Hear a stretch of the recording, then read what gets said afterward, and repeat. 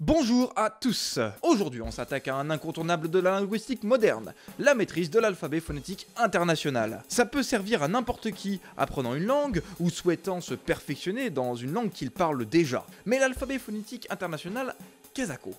Le concept est simple.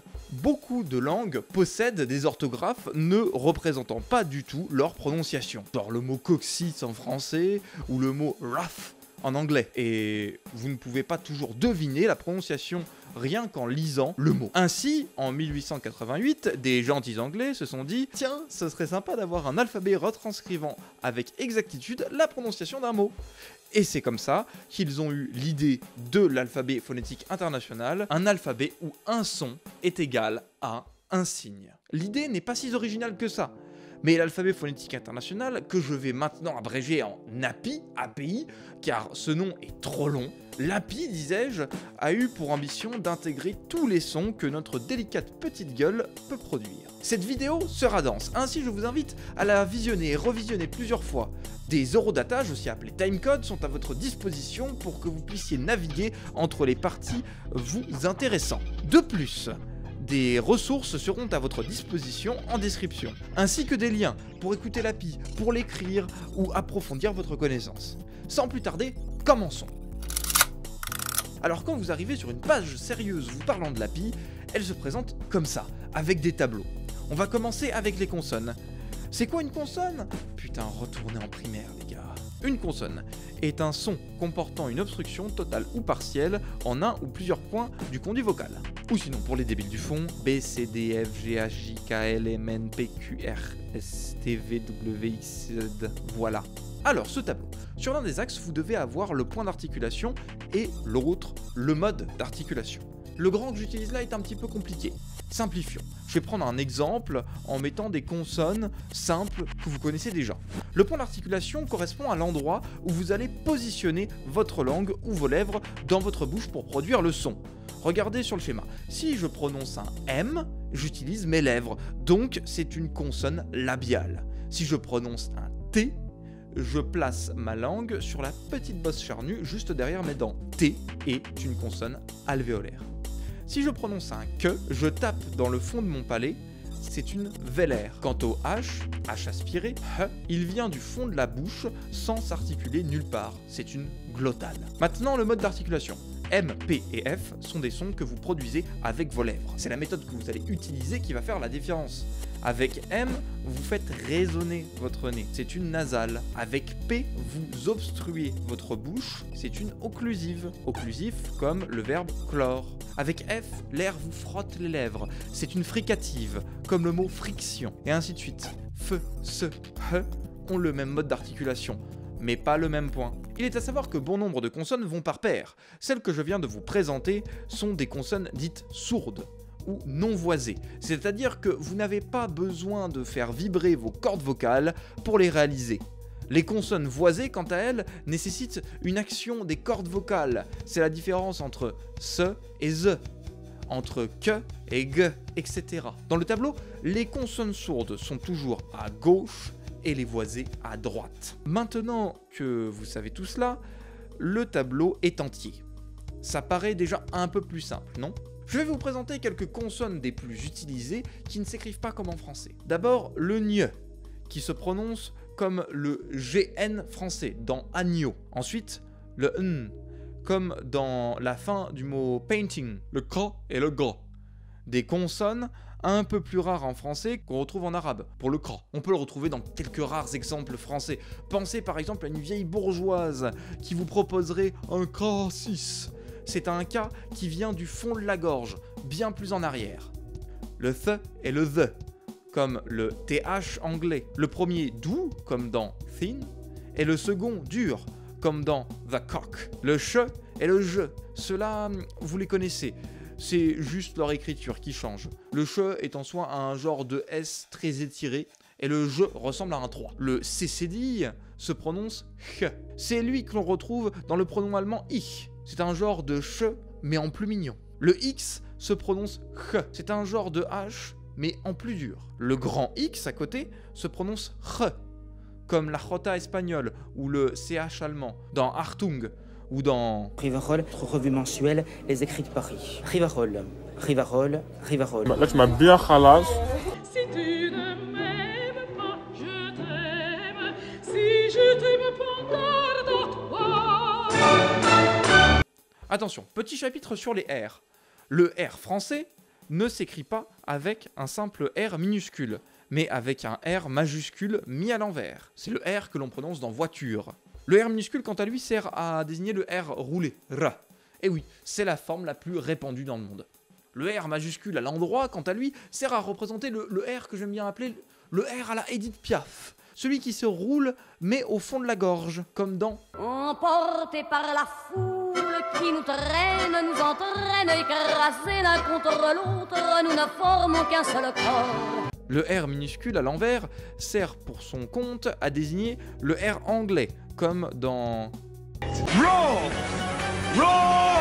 Finalement, le R trisomique là, c'est le R japonais. Il se prononce avec un tiers de R, un tiers de D et un tiers de L, comme dans On a aussi d'autres petites douilles dans l'alphabet phonétique international, comme le son Y. Ne me foutez jamais un Y. Ça, c'est une voyelle, pas une consonne. Le Y s'écrit avec un J. Pourquoi ? Parce que ça se prononce comme ça en latin, et que les gens qui ont fait cet alphabet étaient des gros nerds, probablement puceaux jusqu'à l'os. On termine avec une petite farandole. D'abord le U, très souvent placé devant une consonne, ou à la fin d'un mot. Il se prononce comme le L normal, mais un peu plus au fond de la bouche, comme dans le mot anglais silk. Le U de nuit est une consonne qui s'écrit comme un U avec une bite qui pend. Et le W s'écrit W. Voilà. Mais Jérôme, t'as pas fait toutes les consonnes, j'en vois d'autres. Bien, maintenant je vais vous expliquer comment deviner les consonnes. Plus on va à droite du tableau, plus c'est vers le fond de la bouche qu'il faut articuler. Plus on va à gauche, plus c'est vers l'avant. Par exemple, comment vous prononceriez ce son ? Je vous laisse 3 secondes, 2, 1. Prenez un autre son de la ligne que vous savez prononcer, par exemple le ch. Faites-le un peu plus en arrière et hop, vous avez un ch. Il existe quelques symboles que l'on peut ajouter aux consonnes pour préciser de légères modulations dans leur prononciation. L'un des plus communs est celui servant à désigner une consonne affriquée, c'est-à-dire l'addition d'une consonne dure à une autre consonne molle. Par exemple, ts, z, mp, mb, nt, nd, nk, ng, f, tf. Chose également très courante, on peut retrouver des consonnes liquides en petit à la suite d'autres consonnes. Elles sont simplement prononcées moins fortement que si elles avaient été écrites en grand. Par exemple, le P, comme dans Mismanaged. Nox. et T, comme dans Tu es le sang, tu es le sanglier. Comme pour les consonnes, les voyelles s'agencent sur un tableau. L'axe horizontal sert à placer les points d'articulation. Quant à l'axe vertical, il sert à noter l'ouverture de la voyelle. I est plus fermé que E, qui est plus fermé que A. I et A. Commençons par les voyelles françaises. Le OU s'écrit tout simplement U. Le son U, quant à lui, s'écrit avec un Y. Ne vous faites pas avoir, c'est piégeux. Le E accent aigu s'écrit avec un E. Le E accent grave s'écrit avec un E, comme un 3 à l'envers. Attention, on a tendance à mélanger 3 sons sous l'appellation E, mais avec un peu d'entraînement, on peut les distinguer. Le E de peu, qui est un O barré, le plus fermé des 3. Le E de 2, qui est un E à l'envers. Le E de jeune, qui s'écrit comme un E dans l'eau. Oui, c'est comme ça qu'on appelle ce caractère. Pour les distinguer, je sais pas. Imaginez une phrase, vous arrivez à une soirée, mais vous vous rendez compte qu'il n'y a que des vieux et vous dites peu de jeunes. Le E s'ouvre au fur et à mesure, comme si vous descendiez une marche d'escalier à chaque syllabe. Peu de jeunes. Le O peut se décliner en 2 formes. Le O fermé de côte, qui s'écrit comme en français avec un O, et le O de porc, qui s'écrit avec un C inversé. Le A peut avoir plusieurs ouvertures, comme le A de chat, ou le A de la vieille bourgeoise qui va prononcer champagne. Enfin bref, on retrouve également le A de l'anglais. Fuck! Excuse me! Qui s'écrit avec un V à l'envers. Bon après je vais pas tout vous les faire. Je vous laisse les découvrir via les liens en description. Les diacritiques servent à modifier la réalisation d'une voyelle. Il en existe une chier. mais nous n'en verrons que 3 types. D'abord, celles servant à noter les nasales. La plupart des Français en connaissent 3. En, un, on. Pour les prononcer, c'est simple. On commence par la voyelle, puis on l'envoie dans le nez. O, on. Et un. O, en. À partir de là, vous pouvez faire des nasales avec n'importe quelle voyelle. Avec un U. Avec un OU. Avec un I. Avec un E. Un deuxième type de diacritique très souvent utilisé concerne la durée d'une voyelle. Si vous voyez 2 points, ou plutôt 2 petits triangles après une voyelle, elle est longue. A, A. Si votre voyelle est surmontée d'une sorte de demi-lune, c'est qu'elle est très courte. A, A. Dernier type de diacritique, les tons. En français, on utilise une modulation du ton pour former une phrase interrogative. Tu aimes le café? Tu aimes le café? Mais dans d'autres langues, on utilise les tons de manière plus intensive pour distinguer les mots entre eux, comme en chinois mandarin ou cantonais. On distingue dans un ton une hauteur, ou le passage d'une hauteur à une autre. Je vous mets le tableau, mais par contre je ne vous les prononcerai pas, parce que je suis vraiment pas à l'aise avec. Diphtongue et triphtongue. En phonétique, lorsque 2 voyelles se suivent, on appelle cela un diphtongue. On en retrouve un grand nombre comme I, oi, ei, ai, etc. Une voyelle très courante dans certains d'entre eux est celle que je vous affiche à l'écran. C'est un genre de OU arrondi, comme dans AO, EO, OU. Le triphtongue, c'est la même chose, mais avec 3 voyelles, par exemple YAO. On peut aussi avoir des quadriphtongues, composés de 4 voyelles, mais ils sont extrêmement rares. Les clics. Un truc bizarre auquel vous n'avez probablement jamais pensé, ce sont ces petits sons qu'on fait en français, mais qui ne sont ni des voyelles ni des consonnes.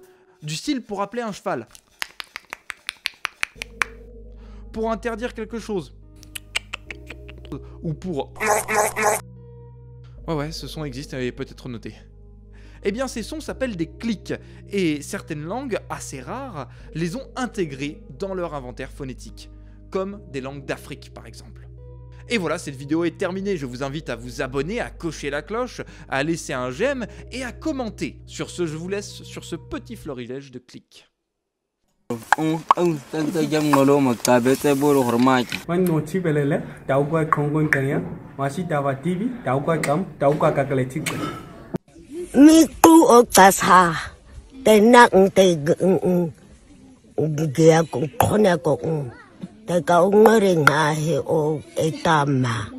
Nelson Mandela, he was under the group of Xhosa, Impolompolo, Upopai, Pa Pe Pi Po Pu, Cela, Icici, Cula, Cicilia, Colombia, Canada, Coca-Cola, Caci Cocu, Ucamu Weka Ucing, Ucamu Ucing, Ucamu